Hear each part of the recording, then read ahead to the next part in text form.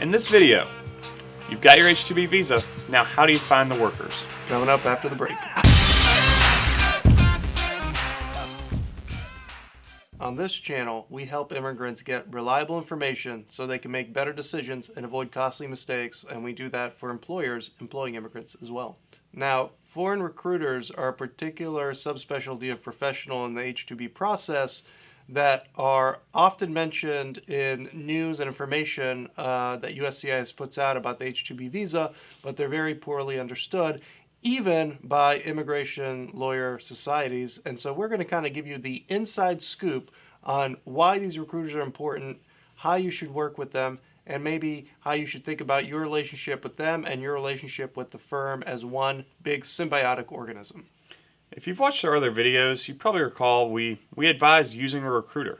And the reason we do that, in summary, is you've received your temporary approval from the Department of Labor. Now you file your I-129. You receive that final certification. Now you have to figure out where your workers are going to come from. You've received your temporary approval from the Department of Labor. Now you file your I-129. You receive that final certification. Now you have to figure out where your workers are going to come from. How do you find those workers?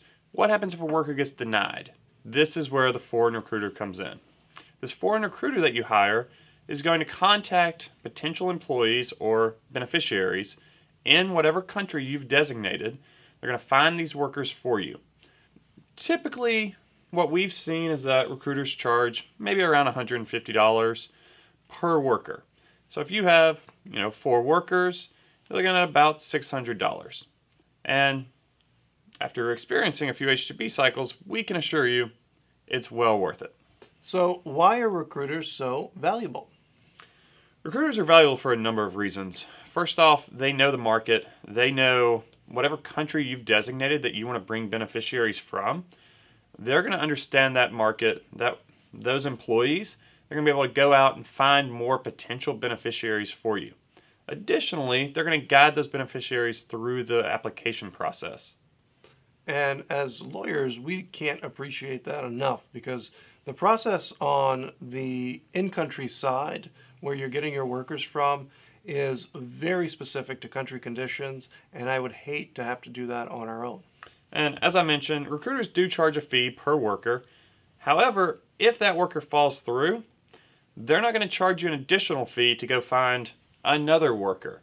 That fee is only for approved workers. So, if a bad apple applies that, their screening process doesn't catch for whatever reason, then they'll go out and find you someone better. And we should mention that the best recruiters, the ones that we use anyway, don't charge for extra folks. Right. Some may. It's not our experience, but if you're dealing with a law firm who tells you this, maybe pressure them to find a different recruiter. Right, and we'll try to include the name of at least one recruiter here below in the description of this video that we use and that you can look to use too. Building on that, say they charge you $150 per person. Like I said, that's relatively cheap. Think about the hourly rate you're paying your law firm, and now let's think about international calling, maybe international texting.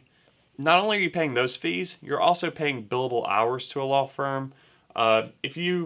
If the beneficiary is a little uncertain about what to do, these charges could add up very quickly.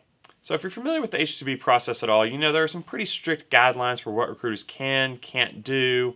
They have to be pretty straight-laced. They can't charge beneficiaries any kind of fees abroad. So how do you know if you have a good recruiter? How can you kind of figure this process out and make sure that your recruiter isn't actually going to get you, the employer, in trouble?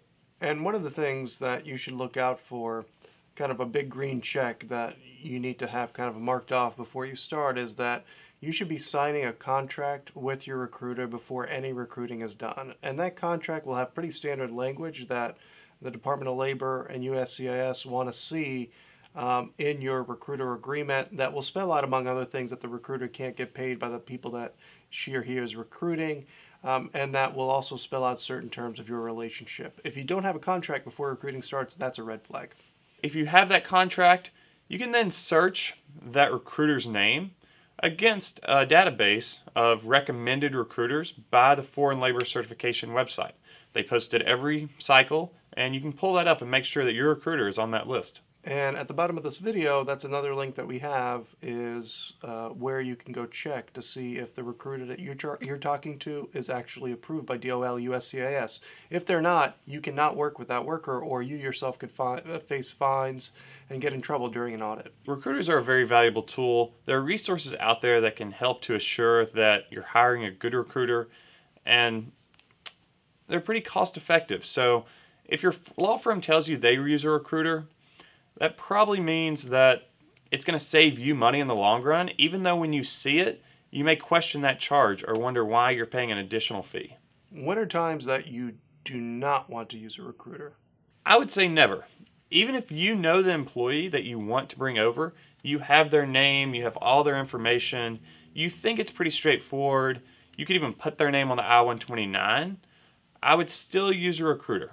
Yeah, I wouldn't put their name on the I-129. Don't do that. That's another topic. video, but yeah, don't put anybody's name on the I-129, and if you want to know why, you can always call us and we'll tell you. Then if there's never a bad time to use a recruiter, what is a good way for a recruiter and an employer to work together?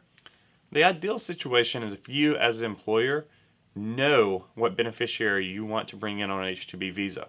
You can give the recruiter the name, contact information, and other information like that to the recruiter. The recruiter can then contact that employee, give them directions, kind of walk them through the application process abroad, and it makes for a very smooth transaction. Now, it's not all rosy, right? There are some downsides to recruiters. Let's get to the big one. Kind of the biggest issue that you can run into with recruiters, and once again, this varies based on your recruiting company, but some recruiting companies don't vet the employees quite as well as you might hope. So they just take your job description, they might ask a few questions, do you have experience in the industry? And whatever you answer, they kind of take at face value. So there's no real research going into that beneficiary. And in fact, they can't legally use more than the job description you've put together for that job to ask questions of an employee.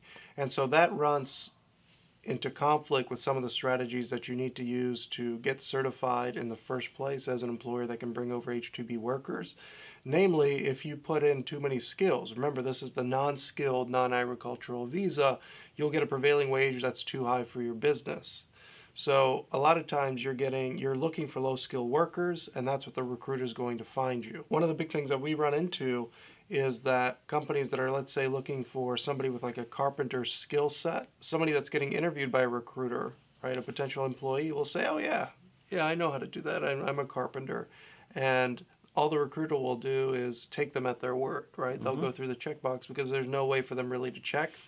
So this goes back to your ideal relationship as an employer with your recruiter, where if you take some time before the recruitment time comes to locate people in your home country that you know you have those skills, and you present them as possible people to be recruited, the recruiter will take them through the process first, and if they don't work out, then they'll find somebody else that fits that description. That is, I would say, probably not the only downside to using a recruiter, but it's really the only downside that comes to mind. As we mentioned, they're cost effective.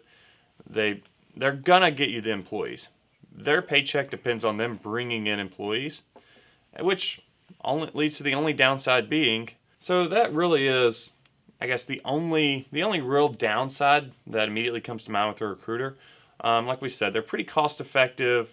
In my opinion, they're going to save you money in the long run because you're not getting those extra billable hours from your law firm. They handle all international calling. All of those bills that can add up in a hurry are taken care of. So pretty cost effective. They tend to have, their hand on the pulse of the market in whatever country you're seeking to bring employees in from. With our experience, they're pretty good at bringing in employees. We have never had a visa go unfilled. So if you get 10 H2B visas, they'll find you 10 workers. Like I said, the only downside is they can only vet based on what is in the job description, and then they can't really look beyond what the employee tells them, which, as Damjan mentioned, takes you to the ideal situation where you know some employees going in, you give those names, that contact information to the recruiter, and then the recruiter handles everything for the beneficiaries. So, if you're getting a bill from your law firm, you see that recruiter charge, just roll with it. Yeah, just roll with it. It's saving you money and time, and it's lowering your attorney bill. There's other ways that you can save money. We've covered those in other videos. We have a whole H2B playlist that you should check out. The link is at the bottom. You can also check it out on our channel. If you like this video, if you're interested in learning more about the H2B visa, give us a follow, check us out. We have an entire video series on the H2B visa, and that will continue to be added to as we go. We also have a website, bullcity.lawyer, where we take some of these videos, turn them into blog posts if you're somebody who likes to read and be able to print something out. And you can always call us. We're a real place. We'd love to try and help you.